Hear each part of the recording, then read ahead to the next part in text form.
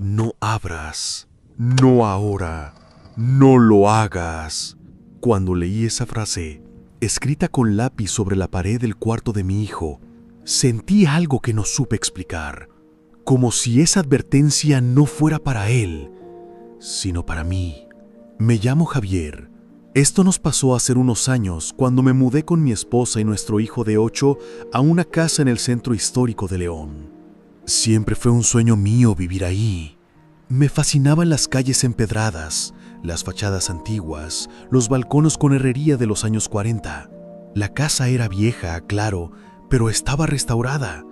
El dueño nos dijo que tenía más de 100 años, que había sido remodelada recientemente. Estaba ubicada en una calle de nombre corto, de esas que te suenan conocidas aunque nunca hayas vivido ahí, a unos pasos de la esquina.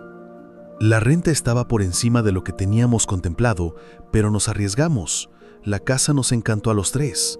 Techos altos, pisos de madera original, ventanas con marcos de hierro. Todo tenía carácter, historia. El cuarto de mi hijo estaba al fondo, junto a un pequeño patio interior. Fue el primero en el que nos pusimos a limpiar porque sabíamos que él sería el más sensible a los cambios. Desde que entramos notamos algo extraño. Las paredes tenían frases escritas a lápiz.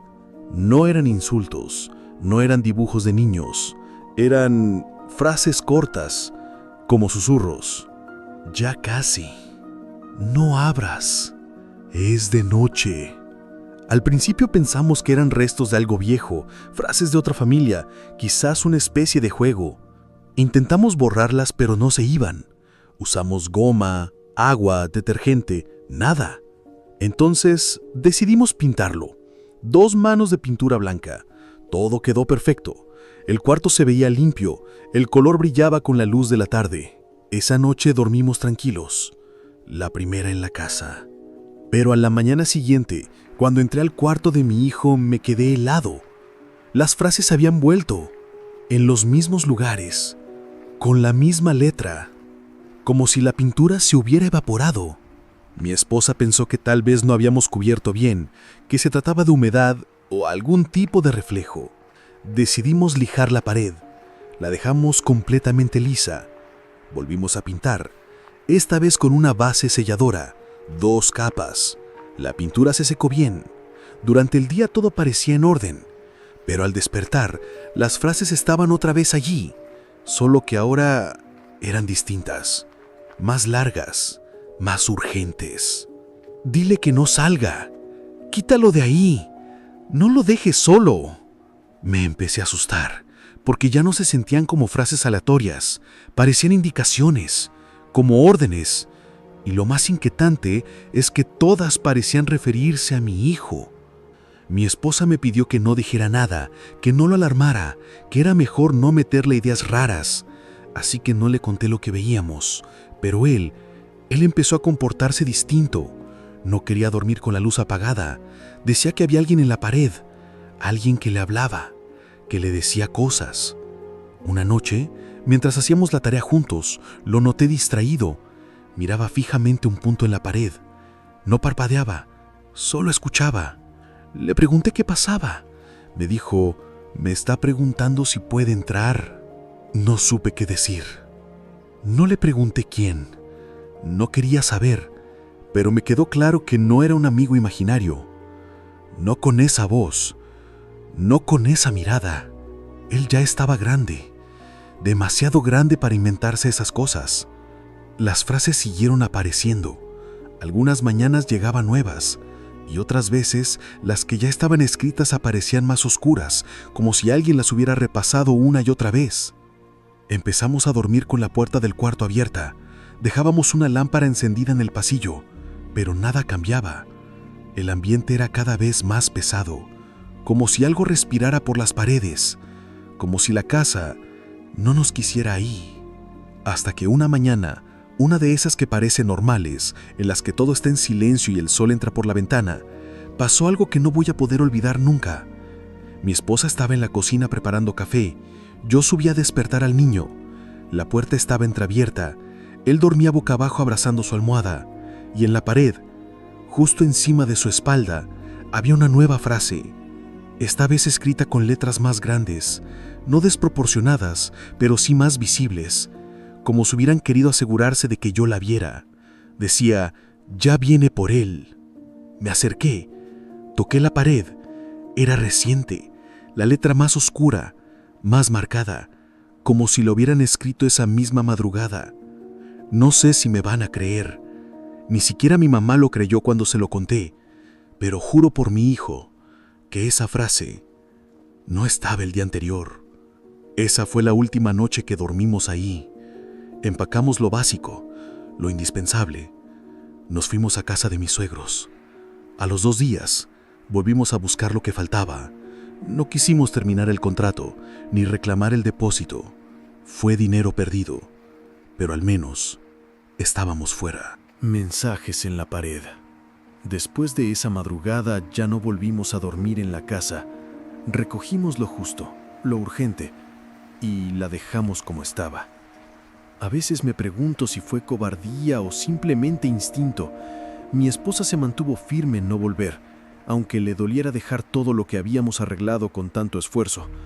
Pero yo no podía dejar de pensar en esa última frase. Ya viene por él.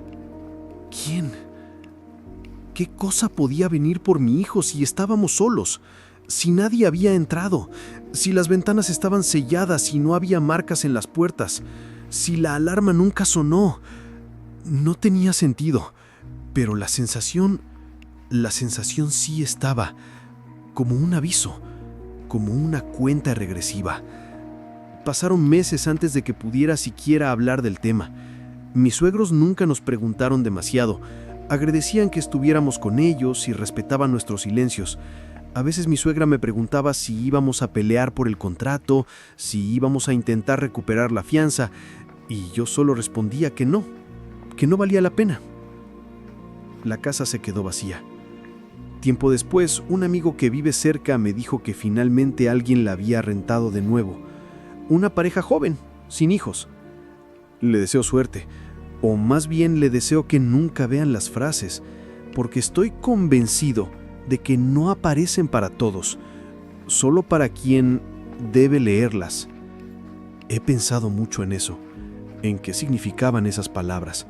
Algunas eran advertencias claras, pero otras eran como órdenes para mí, como si alguien del otro lado hubiera estado intentando proteger a mi hijo, como si una voz sin cuerpo se hubiera quedado atrapada en las paredes, desesperada por ayudar, y la única forma de hacerlo fuera escribiendo, porque si lo piensas bien, ninguna frase nos pedía quedarnos, ninguna decía «todo está bien». Todas eran avisos, ruegos, intentos por evitar algo, como si la casa estuviera viva pero dividida, una parte de ella queriendo expulsarnos y otra tratando de salvarnos. Me pregunté muchas veces si esas frases eran de alguien que vivió ahí antes, alguien que perdió algo, que perdió a alguien, que intentaba evitar que otra familia sufriera lo mismo. A veces me siento culpable por no haber entendido a tiempo, por no haber actuado antes, porque tal vez si hubiéramos hecho caso desde el primer mensaje, nunca habríamos llegado a ese punto. Mi hijo no volvió a hablar del tema, no preguntó por la casa, no pidió regresar, nunca mencionó a la voz otra vez, y yo lo dejé así, como si todo hubiera sido un mal sueño, aunque en el fondo sé que no lo fue. Una noche, meses después, ya viviendo en nuestro nuevo departamento, lo escuché murmurar dormido. Me acerqué, le hablé bajito, le dije que todo estaba bien, que estábamos a salvo, que nadie iba a venir. Él no despertó, pero entre dientes, casi sin voz, dijo algo que todavía me eriza la piel. Dijo, ya no está en la pared. Solo eso, como si supiera que esa presencia, esa conciencia, se había ido o se había movido. No lo entendí del todo, pero en el fondo lo acepté, como una despedida, como si algo hubiera terminado, como si quien fuera que escribía esas frases ya no necesitara hacerlo. Esa fue la última vez que hablamos del tema. Mi esposa me dijo que era mejor así, que si no lo nombrábamos no volvería, que algunas cosas se alimentan de atención. pero yo no puedo dejar de pensar en que quizás hay casas que solo están esperando a alguien nuevo para escribirle otra vez. No sé quién vive allí ahora. No me atrevo a pasar por esa calle. A veces la busco en Google Maps, solo para ver si sigue en renta, si la fachada ha cambiado, si alguien sube alguna foto. Pero no, siempre se ve igual, igual de antigua, igual de gris, como si la casa supiera esconder lo que lleva dentro. Y si alguna vez me preguntaran si me arrepiento, si volvería atrás, diría que no, porque nos fuimos a tiempo, porque entendimos el mensaje antes de que fuera demasiado tarde. Y aún así, aún con todo lo que hicimos, no puedo evitar mirar las paredes por las mañanas, solo para asegurarme de que siguen limpias.